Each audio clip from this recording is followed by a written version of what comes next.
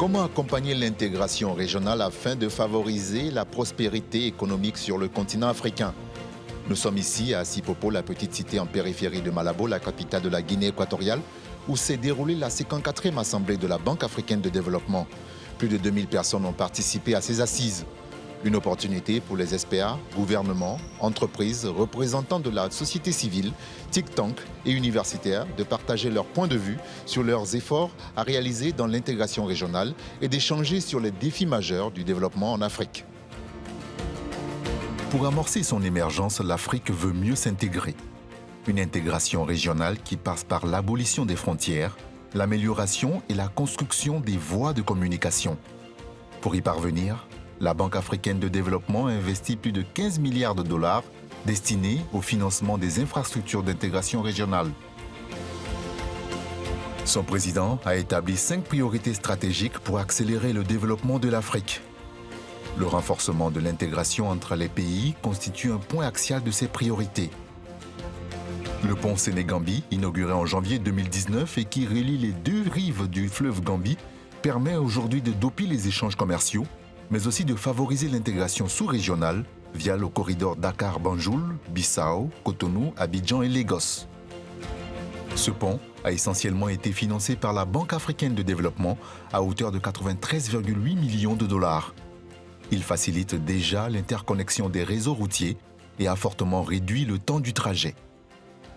Les opportunités économiques africaines suscitent l'engouement et ces opportunités sont illimitées.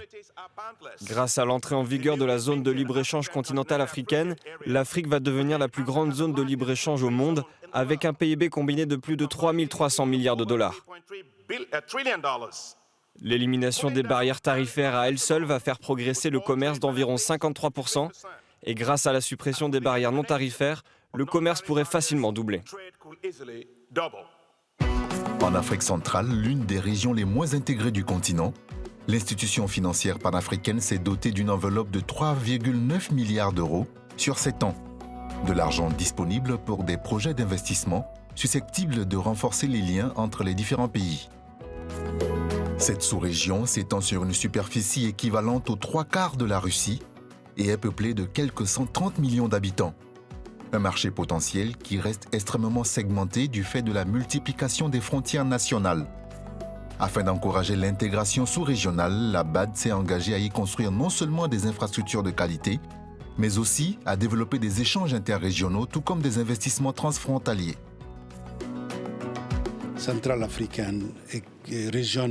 L'Afrique centrale, qui dispose aujourd'hui d'un énorme potentiel en matière de ressources naturelles et humaines, est en retard par rapport à l'ensemble du continent africain en termes d'intégration.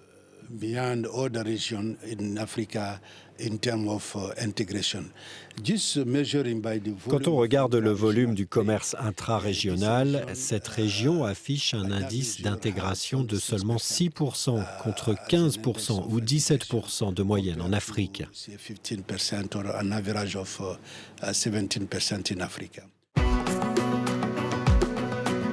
Le secteur agricole fait partie des secteurs qui devraient tirer davantage profit d'une plus grande intégration des économies africaines.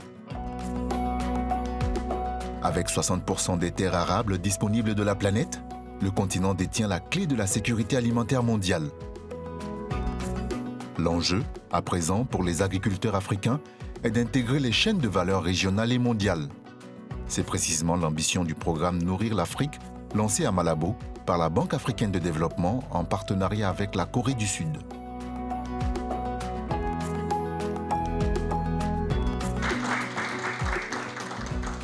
Le gouvernement sud-coréen a commencé à aider l'Afrique au début des années 2000. L'an dernier, notre ministère des Affaires étrangères a mis en place la Fondation pour l'Afrique afin d'aider le continent.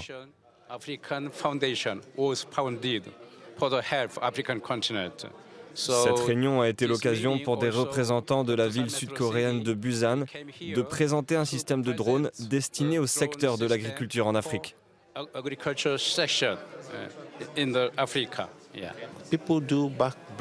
Les petits exploitants agricoles travaillent avec acharnement tous les jours, mais leur activité leur rapporte peu. L'amélioration de la productivité est une question essentielle et elle passe uniquement par l'innovation et la technologie.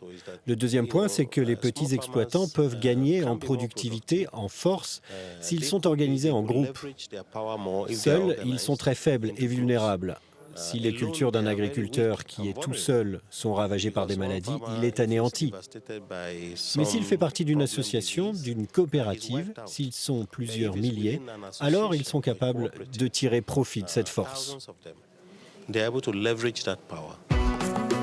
D'après la Banque africaine de développement, le besoin de l'agro-industrie à l'échelle mondiale est d'environ 8 000 milliards de dollars et dépasse de loin le secteur des technologies, de l'information et même de l'industrie automobile. En 2019, la croissance africaine devrait grimper à 4%, puis à 4,1% en 2020. Mais elle reste insuffisante pour réduire le chômage et la pauvreté. Pour que cette croissance touche une couche plus importante de la population, il faut non seulement développer des infrastructures, mais aussi réaliser une inclusion financière plus grande. Le taux de bancarisation en Afrique reste extrêmement faible avec seulement 43% des personnes adultes titulaires d'un compte bancaire.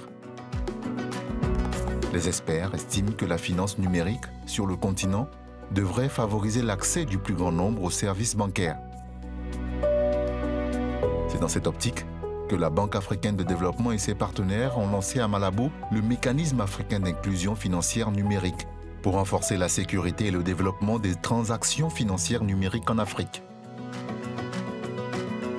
Un fonds qui s'est fixé pour objectif de favoriser l'accès aux services financiers numériques à quelques 332 millions d'Africains, dont 60% de femmes. L'objectif à terme est de mobiliser 100 millions de dollars américains en dons et 300 autres millions de dollars sous forme de dette sur les ressources en capital ordinaires de la banque d'ici 2030. Alors, ce qui est formidable avec l'aspect digital, c'est qu'on pense que ça va nous permettre d'accélérer l'inclusion financière. L'inclusion financière à travers l'infrastructure traditionnelle a ses limites, dans le sens où on ne pourra certainement pas avoir une branche d'une banque commerciale dans chaque village d'Afrique. Ou alors, ça prendra énormément de temps et aussi un coût d'infrastructure énorme. Et il faudrait voir si les pays et les secteurs, les entreprises sont prêtes à faire ce genre d'investissement. Par contre, avec le digital, on ouvre toute une autre ère de possibilités. Et on peut aussi aller à travers, ou alors détourner, contourner les obstacles qui sont posés par le système traditionnel. Donc on veut, avec ADFI, accélérer l'inclusion financière et d'ici 2030, ramener plus de 330 millions de personnes en plus dans l'espace digital financier.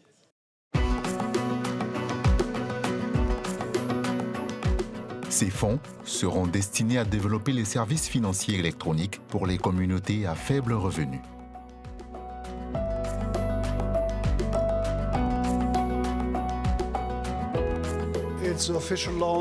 C'est le lancement officiel de l'initiative pour l'inclusion financière numérique en Afrique. Nous travaillons avec un certain nombre de partenaires. En premier lieu, la fondation Bill et Melinda Gates, mais aussi les gouvernements luxembourgeois et français, et espérons-le bientôt de nombreux autres partenaires. L'objectif, c'est de s'assurer que les 332 millions d'Africains qui sont aujourd'hui en dehors du système financier, qui n'ont pas accès à des services financiers, puissent se connecter et avoir la capacité de rejoindre l'économie formelle d'ici 2030. Et les femmes représentent 60% de ces 332 millions de personnes. Faire en sorte que les femmes aient davantage accès à l'économie formelle, c'est absolument crucial pour accélérer le développement.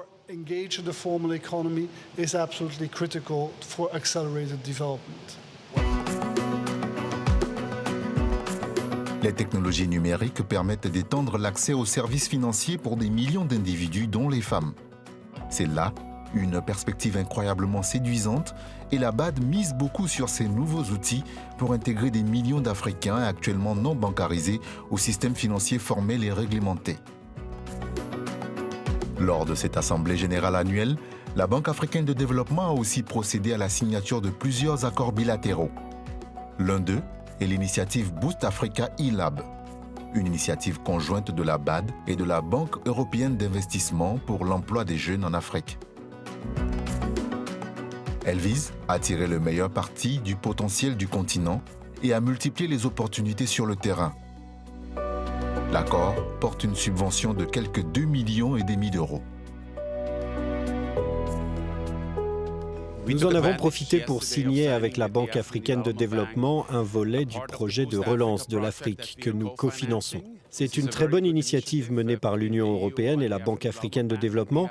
Nous intervenons sur une partie pour aider à ce que cette initiative soit menée de la meilleure manière possible. C'est l'un des projets que nous finançons pour soutenir le développement en Afrique. Nous agissons aussi dans l'entrepreneuriat, dans le soutien aux jeunes entrepreneurs pour que leurs idées se concrétisent. Cela passe par l'aide aux incubateurs et aux start-up. Nous accompagnons la mise sur le marché de leurs produits et nous voyons comment ces entreprises peuvent investir dans de bonnes idées, créer des emplois, produire de l'innovation et faire progresser leurs secteurs respectifs. La Banque africaine de développement veut jouer un rôle majeur dans la lutte contre la pauvreté et l'amélioration des conditions de vie sur le continent via la promotion des investissements à capitaux publics et privés dans des projets et des programmes aptes à contribuer au développement économique et social du continent. Pour atteindre ces objectifs, les actionnaires ont approuvé une augmentation des fonds propres de la BAD.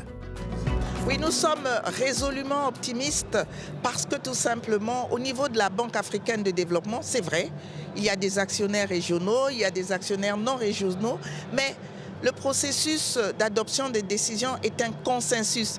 Qui dit consensus dit conciliation, concession de part et d'autre.